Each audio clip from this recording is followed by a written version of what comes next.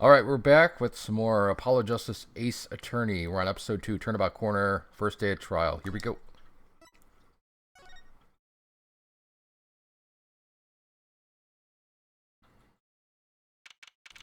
June 16th, 9:46 a.m., District Court, Defendant Lobby number 2. Huh. Mr. Wright's not here today. He said his old foot injury was acting up. Old injury? He was all smiles yesterday. Yes, he smiled when he said we'd be fine. As long as you're there, Trucy. Yes, fine. We'll be fine. Here comes justice. I started my voice training at 5 this morning. Oh, do some now. I want to see. Or here. Huh? Oh, okay. My name is Apollo Justice, and I'm fine. That sounds more like a self-mantra than voice training. I'm fine, I'm fine. You know what I'm saying. I think this is our client. Yep. I haven't really established what kind of voice he has yet. Ack. Good morning. Yo, sup? Hit me with that guilty verdict, G. See if I care. You just hang loose and let things go with the flow. You know what I'm saying? Not really. Walkie, don't be running your mouth like that in here. See, that's the difference between you and me, old man. I ain't afraid of no cops. Real G's can't keep it real till they spend some hard time in the pen. You have absolutely no idea what you're talking about. Sounds like they've both been voice training too, Apollo. My worst fears realized. The trial's starting and I still haven't had a real talk with my client. What was that, a super punch-out stance? He looked like Narcissus Prince. June 16th, 10 a.m., District Court, courtroom number 4. Rubble, rubble, rubble, rubble, rubble, rubble. Clack. Court is now in session for the trial of walkie-talkie. The defense is ready, Your Honor. Ready to rock and roll here, Judge. Ah, it's him, the guy from yesterday. He's a prosecutor. It's Mr. Gavin's brother. Long time no see, Prosecutor Gavin. Were you taking a leave of absence? You know that little band I started in my free time? Thing is, we got real popular. I'll just say 9 to your fans when 3 of your singles go platinum, Ja. I see. To be honest, I was a little concerned. I feared that you might still be distraught over that one trial. Not to worry, Head Judge. I wouldn't miss this day in court for the world. It's worth even more than VIP passes to one of my concerts, Ja. How could I pass up a chance to see the true strength of the little boy who bested my brother?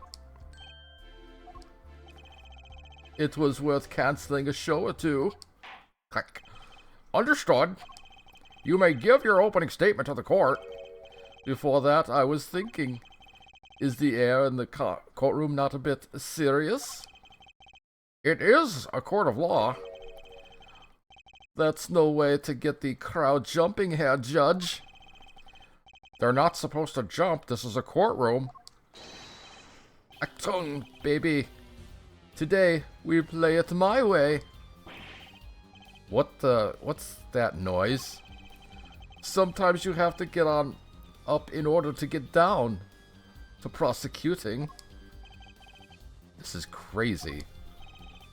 The victim, Pal Maractus, director of Mercatus. I can't do his clinic and try to read these big words at the same time.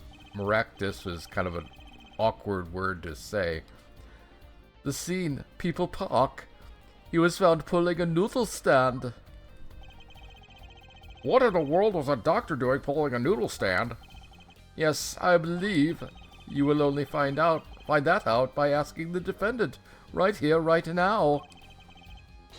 Because it's an undeniable truth that he shot the victim. What do you mean undeniable? If you are to glare at anyone, Herr Justice, glare at the punk in the defendant's chair. His crime was witnessed quite clearly, you see. Very well. Please admit this witness to the court. Alright, stop showing off your animation. 9, not yet. First, there is a little matter to be cleaned up. Could you talk without the accompaniment? I swear I could see the guitar for a second. What is it, Prosecutor Gavin? The motive, Herr Judge. Why did the little punk do it? Why did he kill the director of Miraculous Clinic? Objection. Not so fast. The defendant doesn't have to explain that. Oh, but what if the defendant specifically requested to do so? As he did this morning. I want to give a shout out to all my homies, I believe he said. What? Rubble, rubble, rubble, rubble, rubble, rubble. What is right?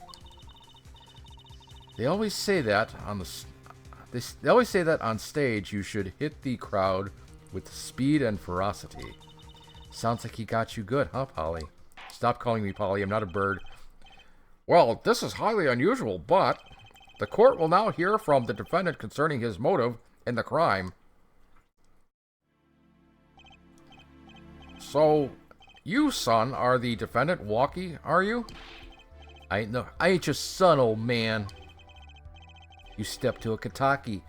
You best be prepared to step strong. You step to a public official. You'd best be prepared to step into jail. Gotta hand it to him, Walkie. Sure has guts. It's not his guts I'm worried about. Click. Well then, the court will now hear testimony on the defendant's motive from the defendant himself.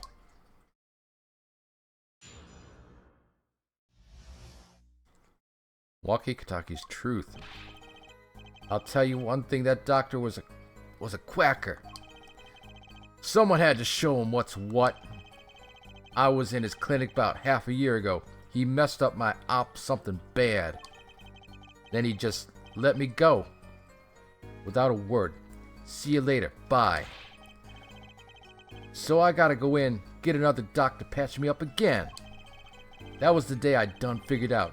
No OG's gonna let that pass. That's why I went to his pad that night. Know what I'm saying?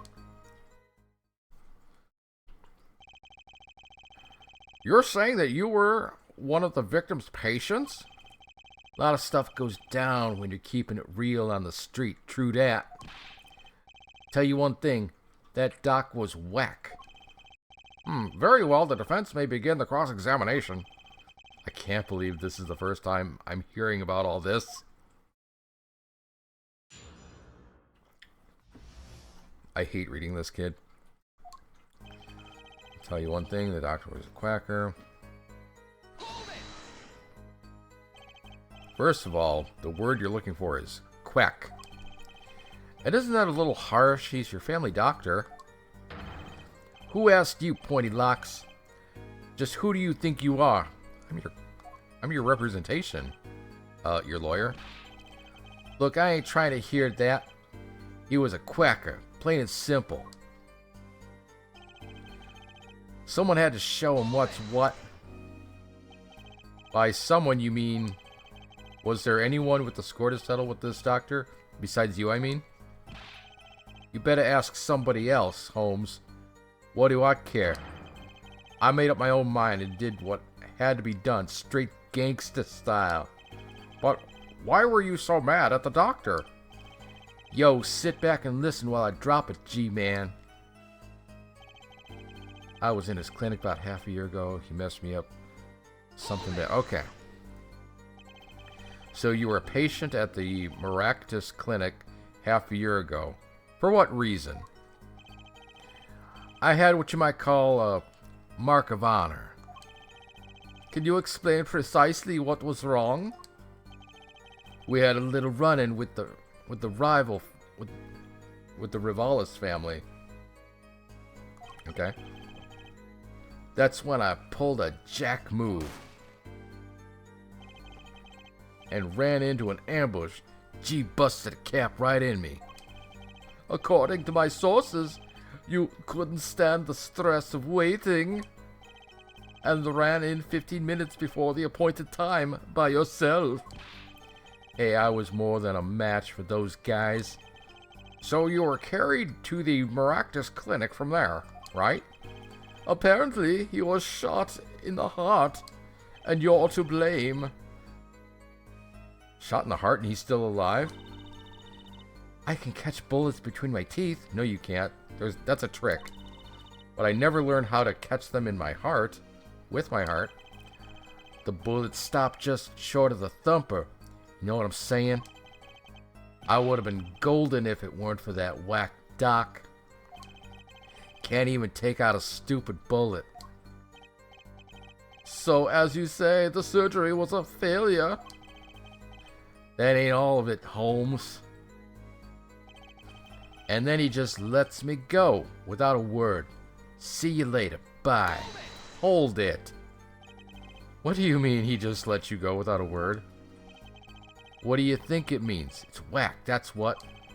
I'm not sure what that means, but it sounds bad. It sounds as though Herr Doctor wished to hide his mistake. This is why he let the defendant go.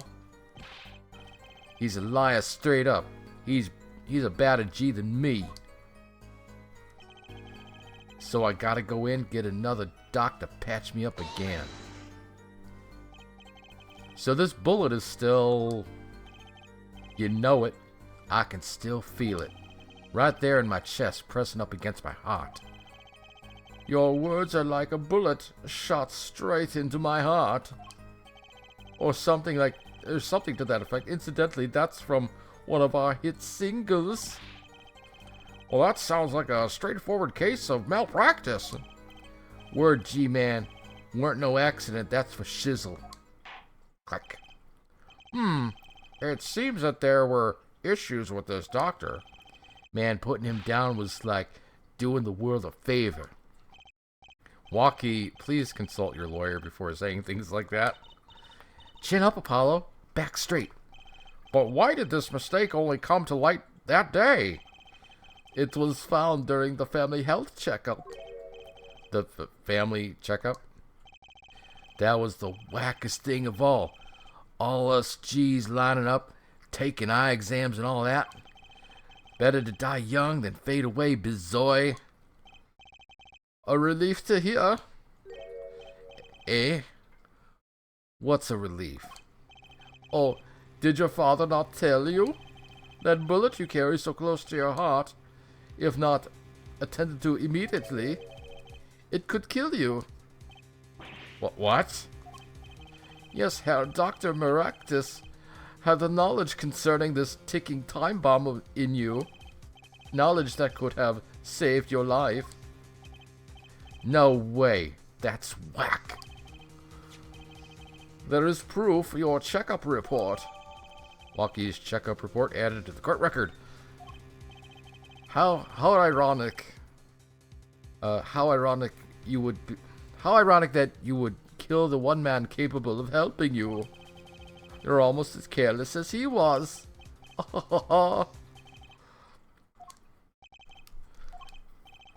Well, now that the place is hopping, let's get this gig started. Started? We've had enough of a warm-up. I had enough of a warm-act ja. Time to hear from the witness. I guess it would just be ya, because, you know, it's like Ingve. No, wait. Not Ingve, because Ingve is a Y, but you know what I mean. Time to hear from the witness. Walkie sure is quite all of a sudden. I'm a little uneasy myself. Is this Gavin's strategy? Oh, Jesus. So, you will tell us your name and occupation?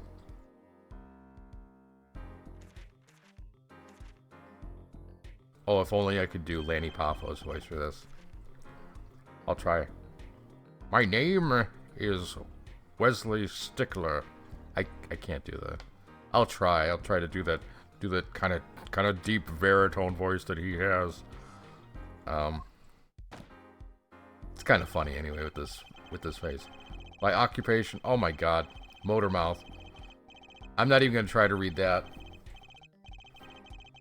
Blah blah blah blah blah blah blah blah blah. Come on, this isn't even funny. By which he means to say that he is a student. A junior at Ivy University, if I'm not mistaken. Yes, in the Department of Science and... Yes, in the Department of Science and Engineering. Filled with curiosity for all things... I can't do the genius's voice. I don't know how, because he's really back there. I can't do it. Filled with curiosity of all things, I spend my days in pursuit of the truth, honing my... Herr Stickler, please direct said curiosity to the case at hand today. Very well, Mr. Stickler. Please testify to the court about what you saw on the night of the crime. You ask quite simplistically, what... Oh, God...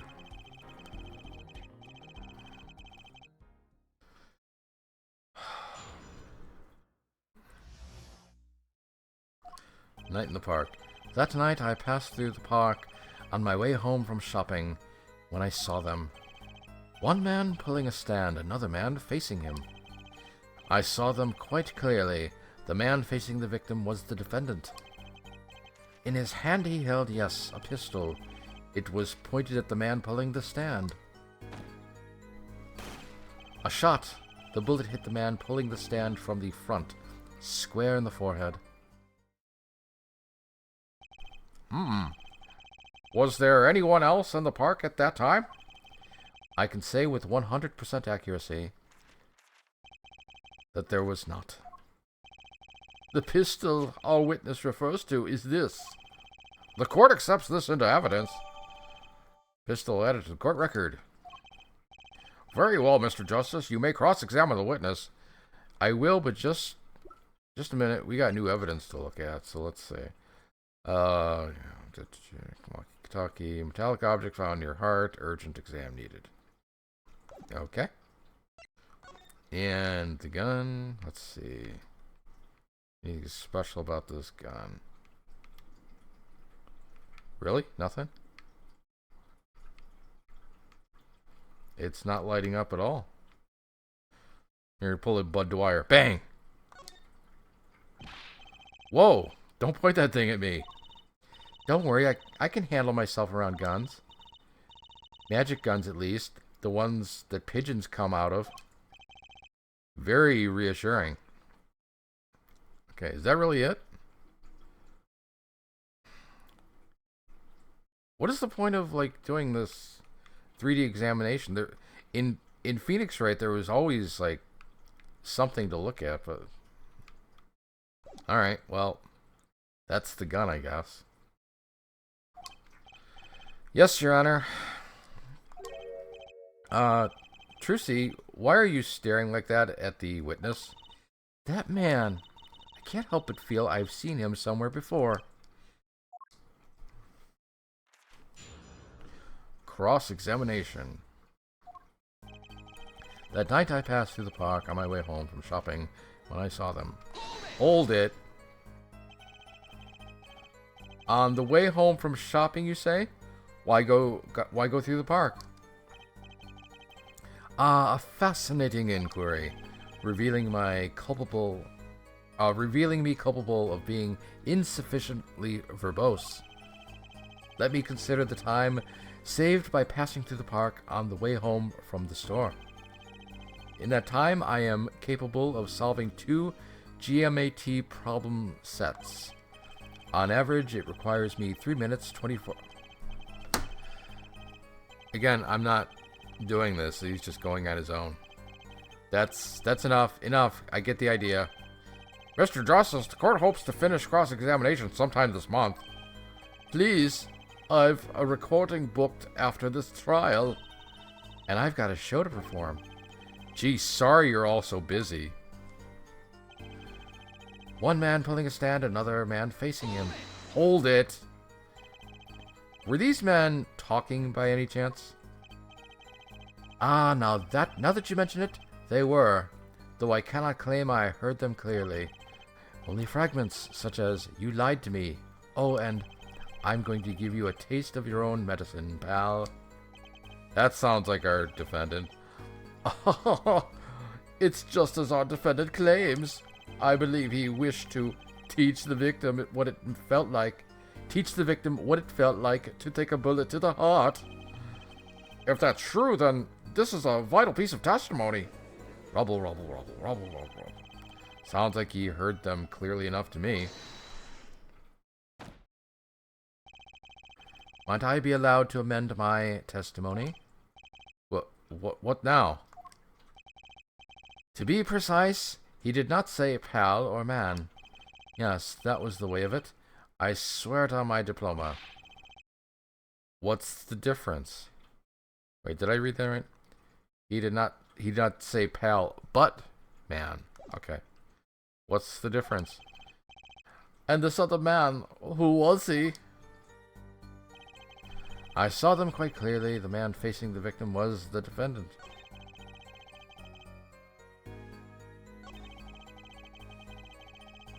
Shopping mart.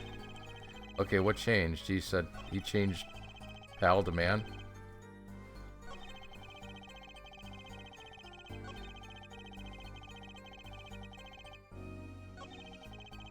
Wait, what did he change?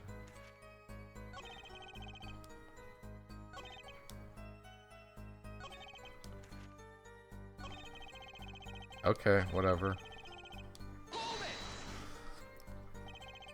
How can you be so sure it was the defendant? The crime took place at night. It would have been too dark.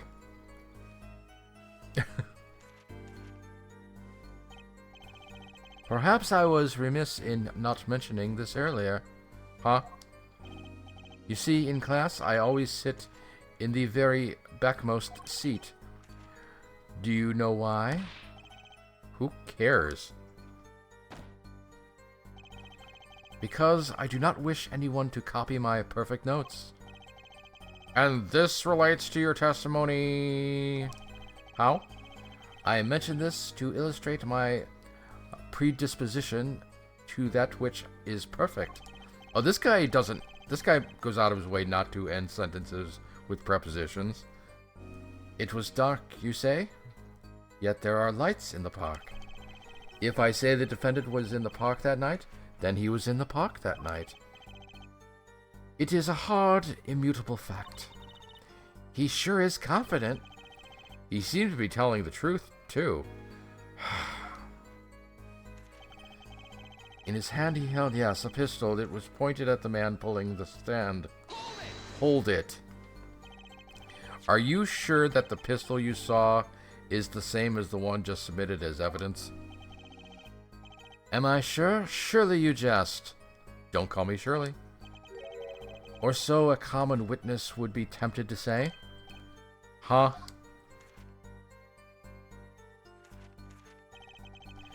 Yet I am no common witness. I see not only events as they are, but the logical structure governing these events. First, we must consider the fact that it was not... Oh,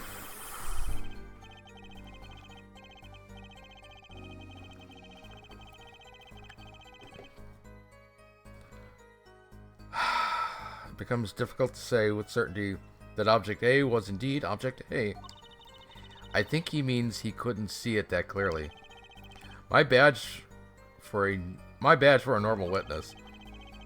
Yet the fact that a pistol was fired before my eyes is indisputable. I can still see it when I close my eyes. The defendant raised his weapon. A shot, the bullet hit the man pulling the stand from the front, square in the forehead. Hold it. Are you absolutely certain only one shot was fired? Yes, of course it was one shot. Why do you ask? Aha! A contradiction, finally. Mr. Stickler, according to the court record, the pistol was fired twice. Clear contradiction. Good eyes, Herr Justice. You're cool. Really cool. You really think so? Yet there was no problem why this other shot had to... I'm sorry. Yet there is no problem why this other shot had to have been fired that night. Meaning? This pistol came from the Kentucky family mansion, yeah? I think it's not unreasonable to assume the pistol had been fired once before that night. Perhaps during another altercation?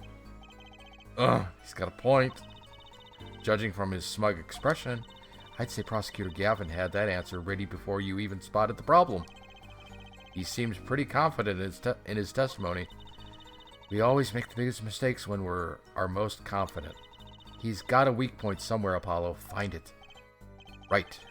Better give that testimony another listen. Okay, what am I looking for?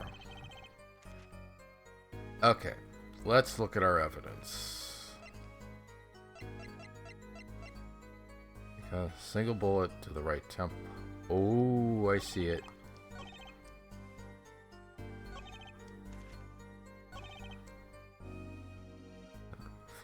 From the front, square in the forehead. I don't think so, sir.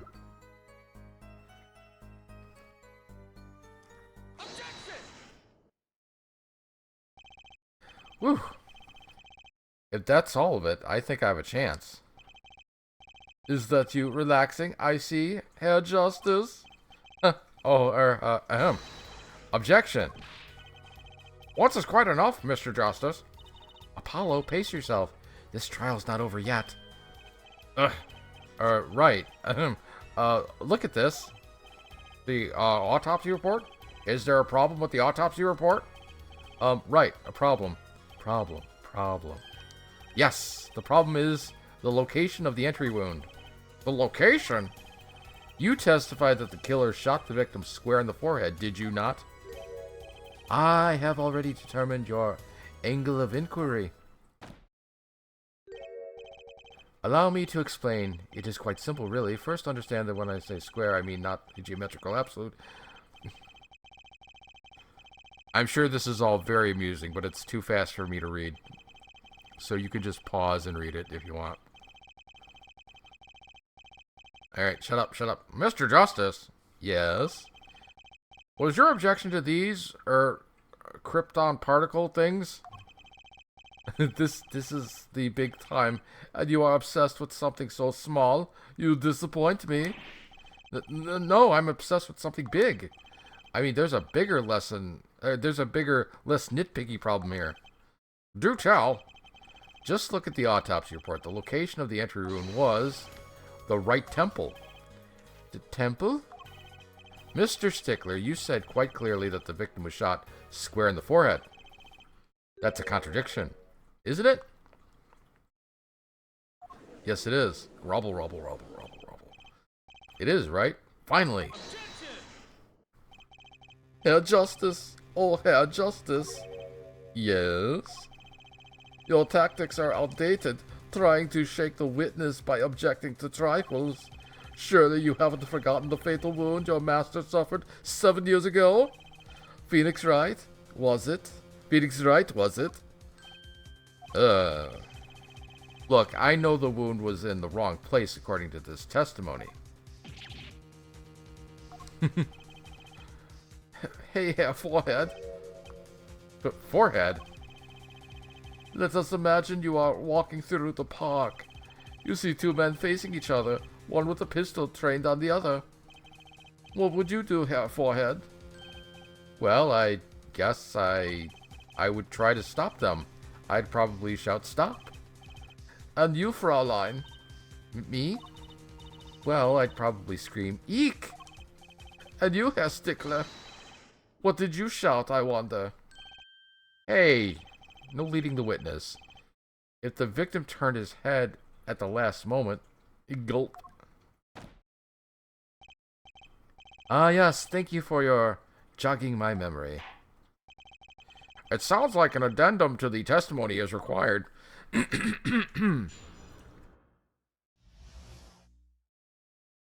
A night in the park, too. As soon as the killer raised his pistol, I took action.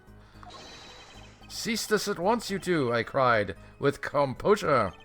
The victim turned in the direction of my voice, and a shot rang out, whereupon our cowardly killer, the defendant, appeared to have become frightened. Tossing his pistol aside, he fled from the scene. I see, so you attempted to stop the crime.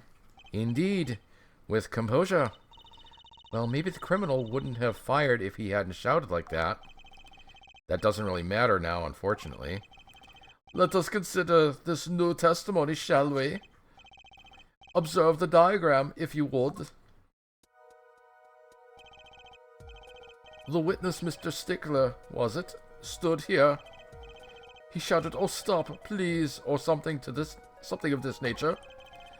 And the victim responded by looking in the witness's direction.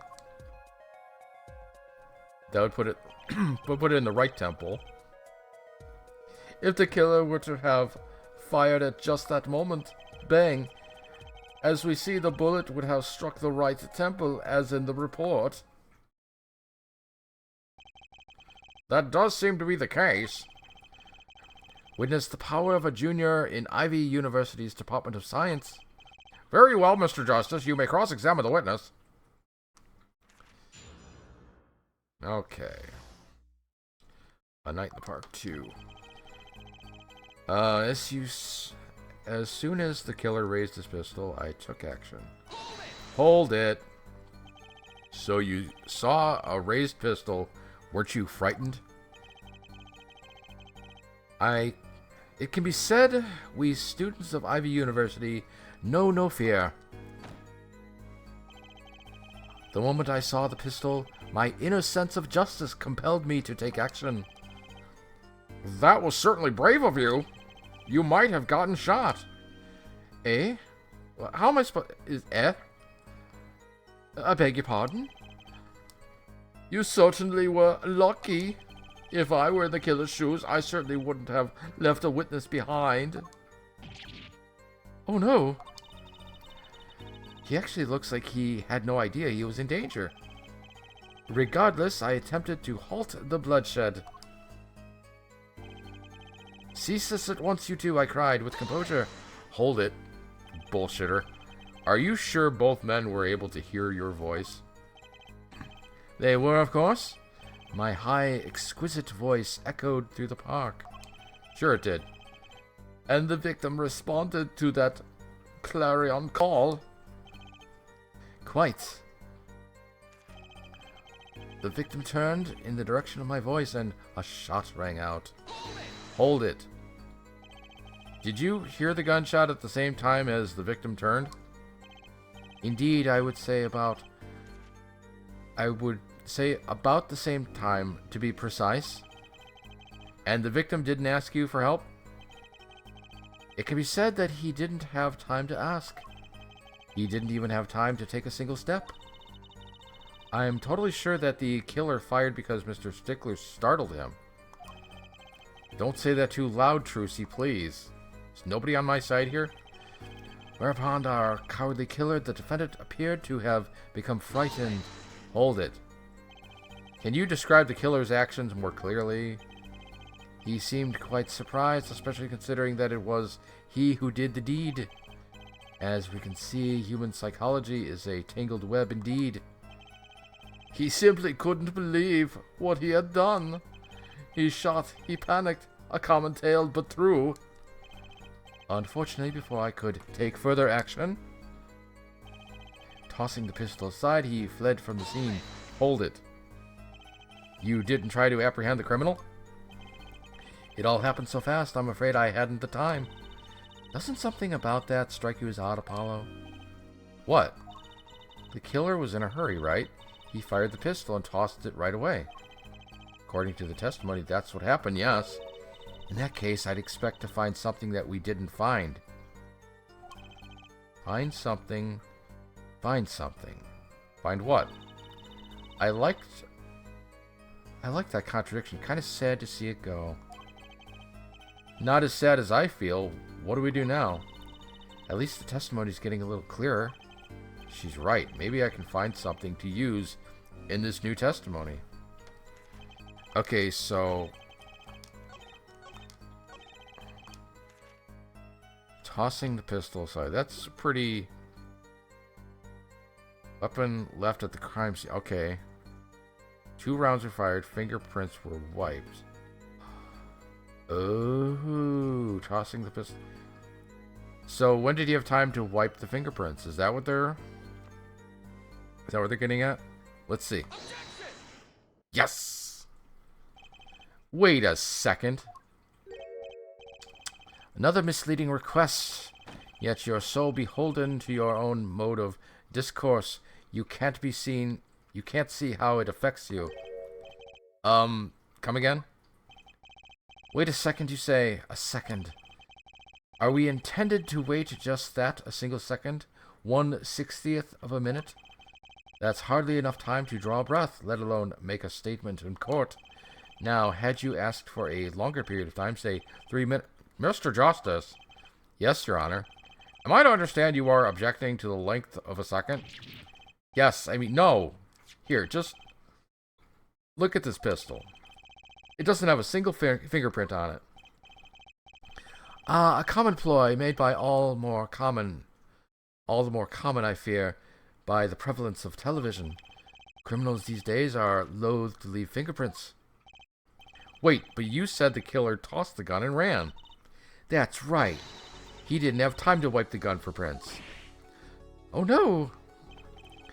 Are the little girls sticking into it?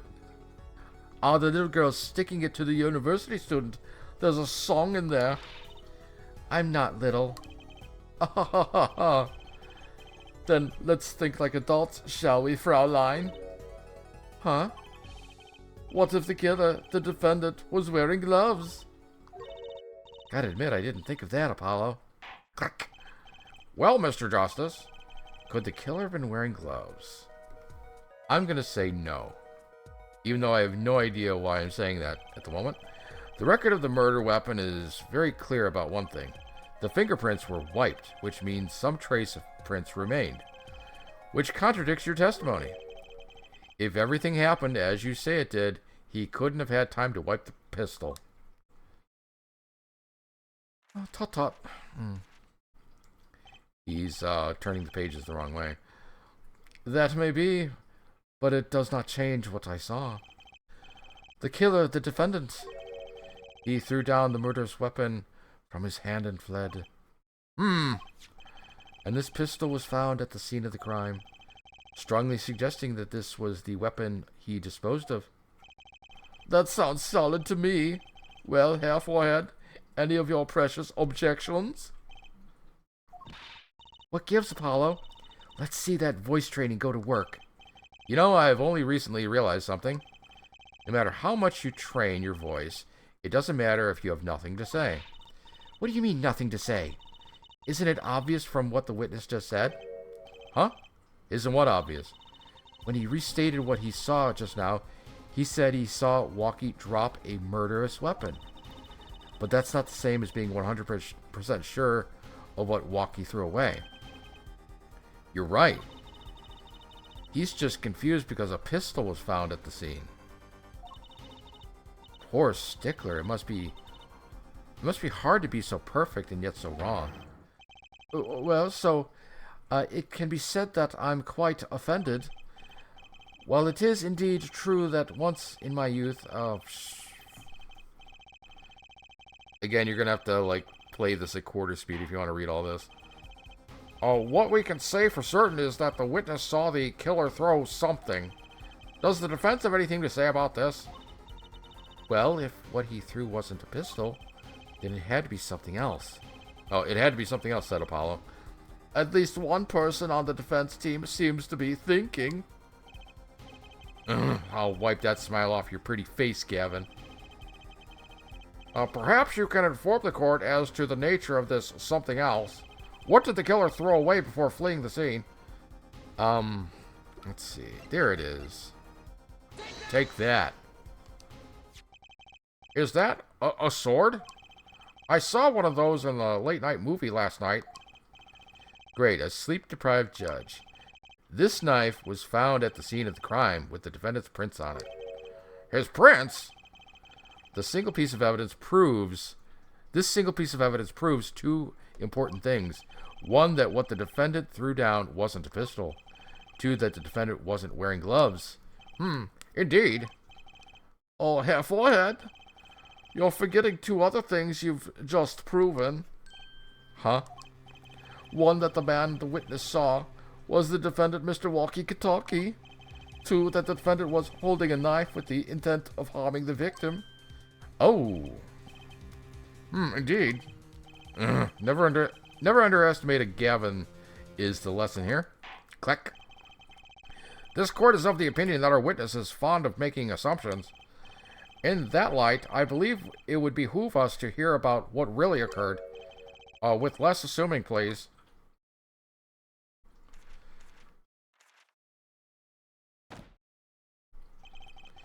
It is always the same with you people.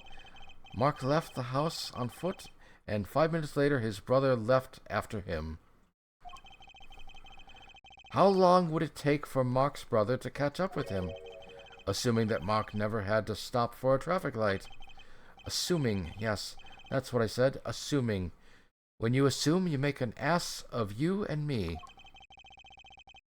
As if that were a probable situation at all.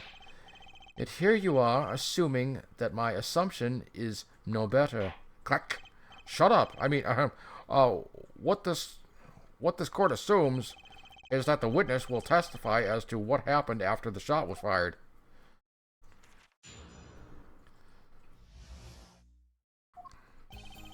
I could not prevent the killer from leaving the scene, nor could I simply leave the scene in good conscience.